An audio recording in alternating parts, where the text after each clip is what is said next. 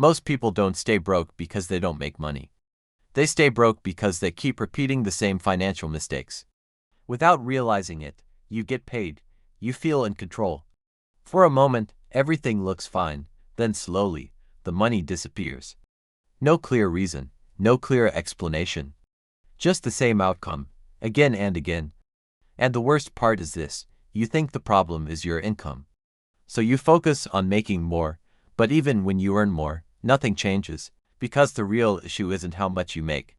It's how you think, and how you behave with money. In this video, we're not talking about solutions. We're exposing the patterns, the habits that quietly drain your finances, the mistakes you repeat without noticing. Because until you see the problem clearly, you'll keep going in circles. And one of these mistakes is probably affecting you right now. The first mistake is spending without awareness. Not reckless spending, not obvious financial irresponsibility. Just everyday, unconscious spending. You buy things without thinking twice, small amounts, quick decisions. It doesn't feel like a problem in the moment. A subscription here, a quick purchase there, a few unplanned expenses during the day. Individually, they seem harmless. But collectively, they create a pattern, and that pattern is expensive. The issue is not the amount, it's the lack of visibility. Because when you don't track your money, you lose control over it. You operate on assumptions instead of facts. You think you're managing your finances. But in reality, you're reacting to them. At the end of the month, you don't have a clear explanation. You just know the money is gone. That confusion is dangerous. Because it prevents correction. You can't fix what you don't understand. And when spending becomes automatic, it becomes invisible. That's how money leaks out of your life, not through one big mistake, but through consistent, unnoticed behavior. And over time, that behavior becomes normal, which makes it even harder to recognize. The second mistake is impulse spending. This is not about necessity, it's about emotion. You spend based on how you feel, not what you actually need. You're stressed. You buy something, you're bored. You scroll and purchase, you want to feel better, you spend. In that moment, it feels justified, it feels small, it feels harmless, but that's exactly why it's dangerous. Because it doesn't feel like a mistake. It feels like a reward, but over time, those decisions add up. And they create pressure you didn't expect. The real issue is not the spending itself, it's the lack of control behind it. You're not deciding, you're reacting. Every impulse becomes a transaction, and every transaction moves you further away from financial stability. What makes this worse is how normalized it has become. Instant gratification is everywhere. One click, one tap, no resistance. Which means no time to think. And when there's no time to think, there's no room for discipline, so the cycle continues. You feel something, you spend, and then you deal with the consequences later. The third mistake is having no structure for your money. You earn money, but you don't assign it a purpose. There's no clear plan, no defined system. So everything becomes reactive. You spend based on what feels urgent, what feels important in the moment, not what actually matters long term. This creates inconsistency. Some months you feel in control, other months, everything feels scattered. There's no stability, because there's no structure. When money has no direction, it becomes easy to misuse. You start mixing priorities, essentials, lifestyle, and savings. All compete for the same money, without boundaries. And when there are no boundaries, overspending becomes easy. You don't notice when you cross the line. Because there is no line, that's the problem. Without structure, you rely on memory, emotions, and assumptions. And those are unreliable, so even if your income increases, the outcome doesn't improve, because the system is still broken. Money without structure doesn't grow, it disappears. The fourth mistake is relying on a single source of income. It feels safe, it feels stable. You have a job or a steady source of earnings.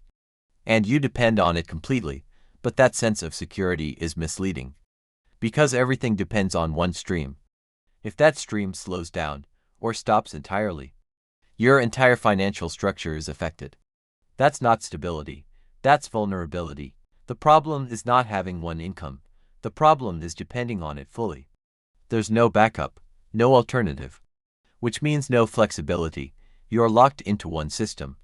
And that limits your growth. It also increases pressure.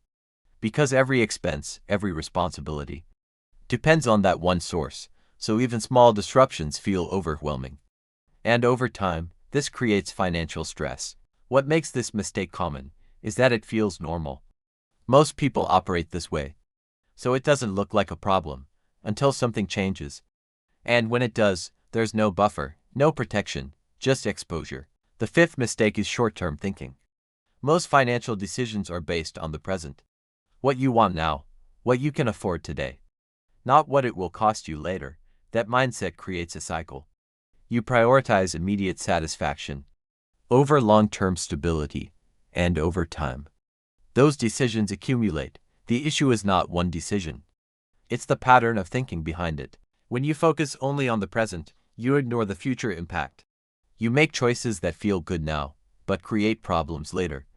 And because the consequences are delayed, they are easy to ignore until they become unavoidable. This is how people stay stuck, not because they don't know better, but because they don't think ahead. Every financial decision has a long-term effect. But if you don't consider it, you keep repeating the same outcomes. Short-term thinking keeps you in survival mode. It prevents growth, it prevents progress.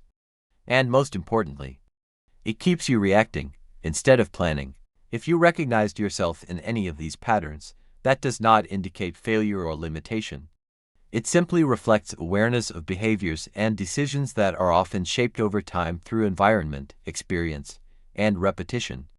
In practical terms, most financial habits are not formed in a single moment. They are accumulated through repeated exposure to certain beliefs about money, spending, and value. Recognizing these patterns means you have reached a critical stage that many people never consciously arrive at, which is the ability to observe your own financial behavior objectively. Awareness alone does not immediately change outcomes, but it creates the necessary foundation for structured improvement. Without awareness, change is accidental and inconsistent. With awareness, change becomes intentional and measurable. This is the point at which real financial transformation begins, because you are no longer operating purely on habit. You are now capable of evaluation and correction. In the next video, the focus will shift from identification to correction. Each of these financial mistakes will be broken down into practical steps that can be applied in real life. The objective is not theory or motivation, but structured action. You will be guided through how to replace unproductive financial behaviors with more stable and sustainable approaches. This includes how to restructure spending habits, how to adjust financial priorities, and how to develop a more disciplined approach to money management over time. However, it is important to understand that information alone does not produce results. Implementation is the determining factor. Many people consume financial knowledge but fail to translate it into consistent behavior. The difference between knowledge and transformation is execution. Subscribe to Wealth Lifestyle so you do not miss the next part of this series. Each upcoming video builds on the previous one, and together they form a structured pathway toward better financial decision-making. The next stage is where theory becomes practical application, and where change begins to take measurable form.